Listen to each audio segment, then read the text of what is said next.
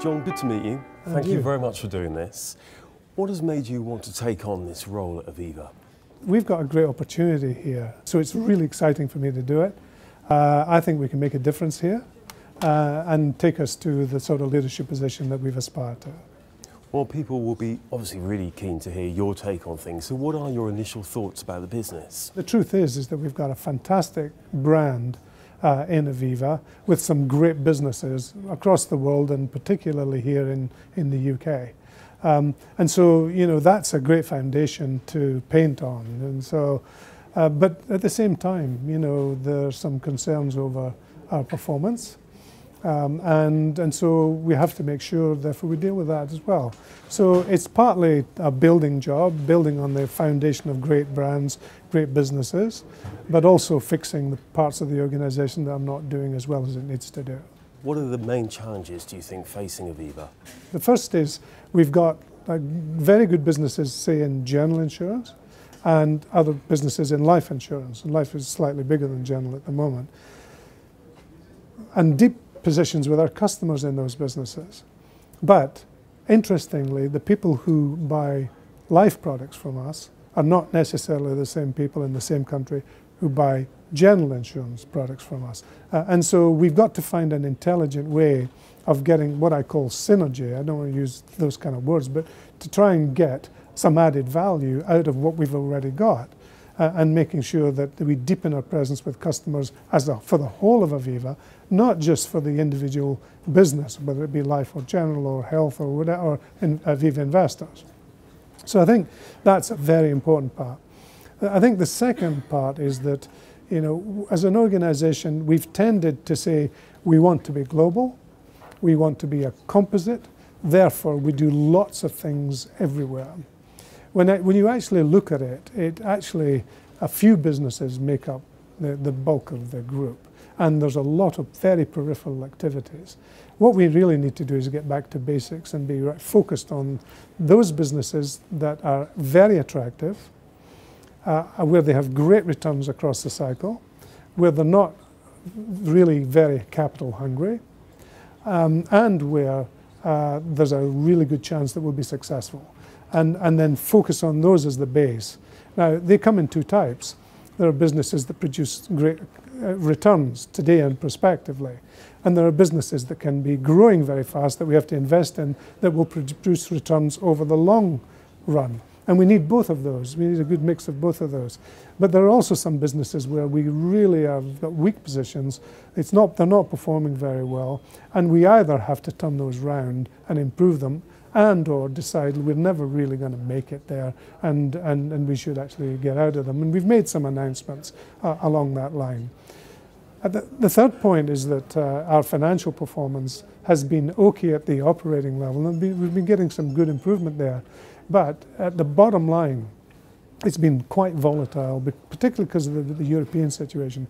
And we actually need to improve that and also reduce the risk of our bottom line earnings to make sure that we got some shareholder value. I mean, we're trading at a discount to book value.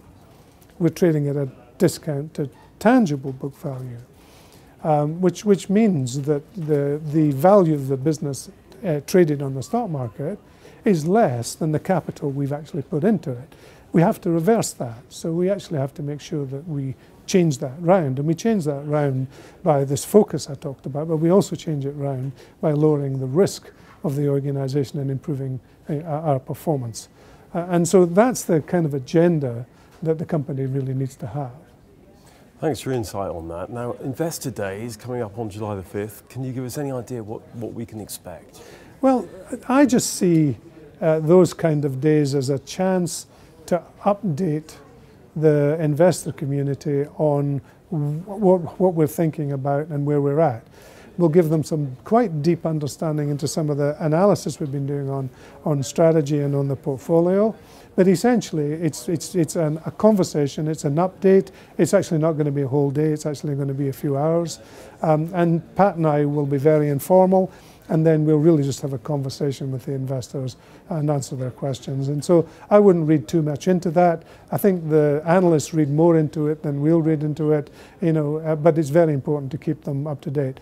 What we have done is we've met every single one of our major shareholders one-on-one. I've met them, and Pat's met them, and we've met them together.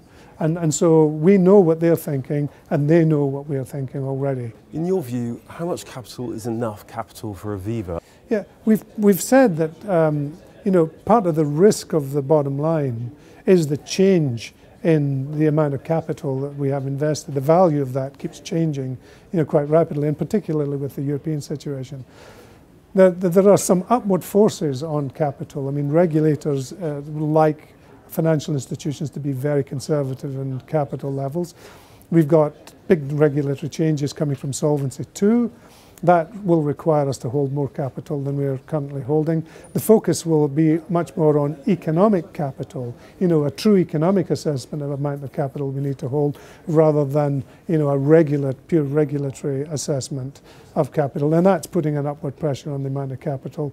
But of course, given the volatility, we need some surplus capacity, so that if we do get some more volatility and the capital declines, that we're still left in a very well capitalized positions.